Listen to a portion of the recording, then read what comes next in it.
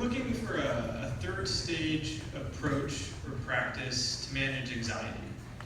I feel that in my life I run a business, I can hold it in my body, and I'm curious, getting to the level of consciousness you have in your story, sort of 10 years ago, having done all kinds of shit. Yeah, so what would be the practice you could give me and everyone else here who feels anxiety, and how do you deal with it? What do you get anxious about? I'm a pretty anxious person. I'm a pretty neurotic person, actually, in general. So just to be clear, that's a good question, but let's kind of expand it and come to it. So all of us, this masculine feminine stuff is just a piece of it. So all of us are born with a very specific body mind. And that changes over the years and so forth. But that body mind doesn't change with your growth. I mean, it changes some, but it's not like, let me be specific. If you're an alcoholic and you realize consciousness, you don't cease being an alcoholic. You are now a conscious alcoholic. Totally serious. If you're a pedophile and you realize you are God, you are now a pedophile realizing you're God. It doesn't change your attraction to children. If you're prone to anxiety and you realize you're a consciousness, it doesn't change your anxiety.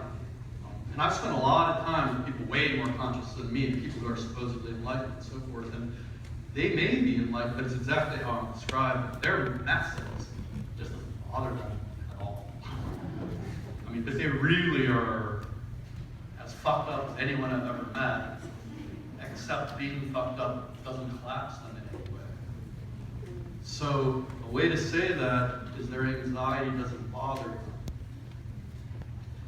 One time I was with one of my teachers, and this is a long time ago, his wife at a party kind of went off with another guy. I don't know what they were doing, and I, like you, I'm always interested in, how do I, so I thought like, oh, here's the time for me to see how my teacher works with jealousy or something like that. And so it's like, I asked, how, you don't seem jealous at all, and the response was something like, I'm very, very jealous. Jealousy doesn't bother me. That was a pretty big thing for me because I realized that's true. Like, your body mind has the responses it has. Like, I've been taught to speak English. That was my primary language. It's not like I'm about to burst out in Russian. I can't speak Russian. I'm conditioned. Just because I'm more conscious doesn't mean I suddenly speak another language. So I have this conditioning in my body mind. My body mind is prone towards anxiety. Everything makes my body anxious. I'm going to the store to pick up the milk makes me anxious. Seriously. So what you do is you begin to learn, just like, I don't know how to quite say this, you have compassion for your body mind, compassion for everybody's body mind. Conscious love is coming through all of us. Conscious love is coming through you. It's coming through me. It's coming through all of us. That's who we are. And then these things are our vehicles for expressing and sharing all of that. All of us have different packages, and you get some anxiety as part of your package, but it's probably not as bad as the people next to you. So there's nothing wrong with anxiety, and what third stage practices relative to that would be not to be bothered by anxiety. So as anxiety is arising, so what I used to do a lot of, still do some of, is I used to do it to myself, but then quickly you find out you'll never do it to yourself enough. So you have to find a teacher, somebody who will do it to you more than you would do it to yourself. But I would put myself, or my teachers would put me in situations that would create anxiety, which is almost everything. And then I would need to apply all the practices that at that point I was practicing. And sure enough, by doing that, you realize that every moment is a workable moment, that no amount of internal anxiety or confusion or collapse is anything other than consciousness noticing an image temporarily arriving in itself. There's no limit whatsoever. But it's real. You feel it. You have anxiety. You are an alcoholic. Chugging drunk, a Buddhist alcoholic genius brought Buddhism to the West in part, died at 48 of alcoholism. And he was a very awakened human being. A lot of people are like that. So you may die anxious. You may live an anxious life, but that doesn't mean you're not enlightened. It doesn't mean you're not living a life of total giving your deepest gift, your deepest consciousness. You're God that likes to feel anxious. You're the universe experiencing anxiety. For now.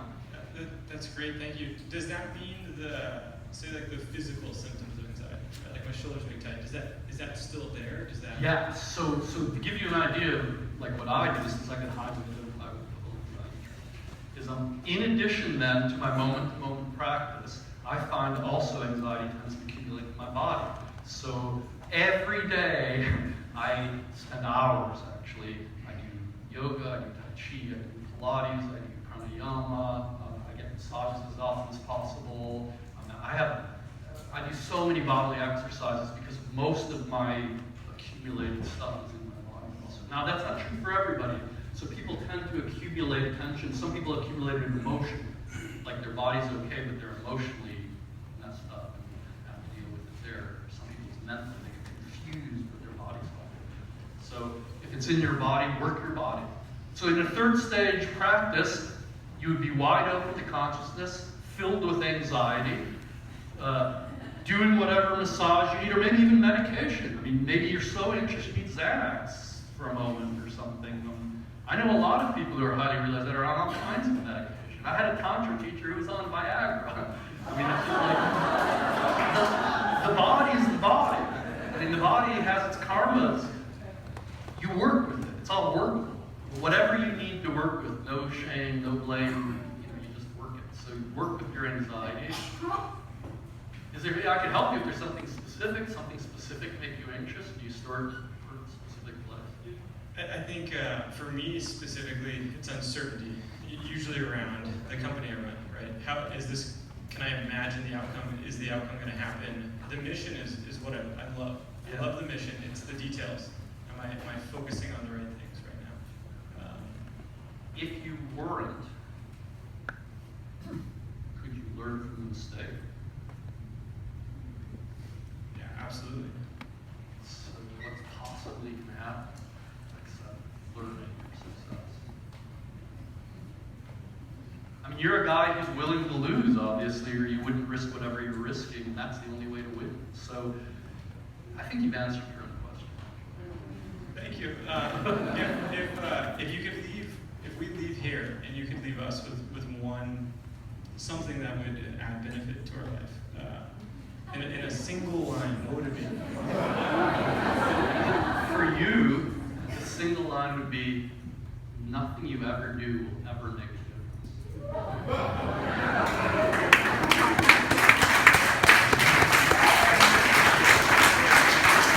You're already what you are. It's really important for you to feel that under that anxiety, let me put it a different way, you're conscious of your anxiety. You are conscious of your anxiety. You're conscious. All kinds of things included here. But it's the conscious part that you are. The of part changes all the time. But you're never not conscious. It's impossible for you to know you're not conscious. All you know is consciousness. There's never been anything but consciousness. In your mind there might be, because you think, well, I remember that time I didn't remember anything, but then there wasn't anything. So there's either consciousness or there's nothing that can be said at all. If there's consciousness, you can't lose. That's the nature of things. If you could be filled with anxiety and you're conscious, that anxiety is going to come and go. Everything's going to come and go. You know all the anxiety you've had in the past. You might be anxious again, newly, but all the anxiety you had in the past has passed. Has your consciousness stopped? So just feel that ever-present I am consciousness now. I still am. And if you can, begin to feel like, I don't know, can you remember when you were like 5 years old, 10 years old, you were that same consciousness. Can you remember moments when you are the same I am aware of this? At 5, at 10, I'm aware of my anxiety now. Well, over time, what masculine practice is you identify more and more with that I am part. I am conscious of this, I'm conscious of this. Now, this is change. Some of it is anxiety, That anxiety may be with you on and off for the rest of your life, but it's not an issue as long as you continue to identify with the I am part, feeling anxiety.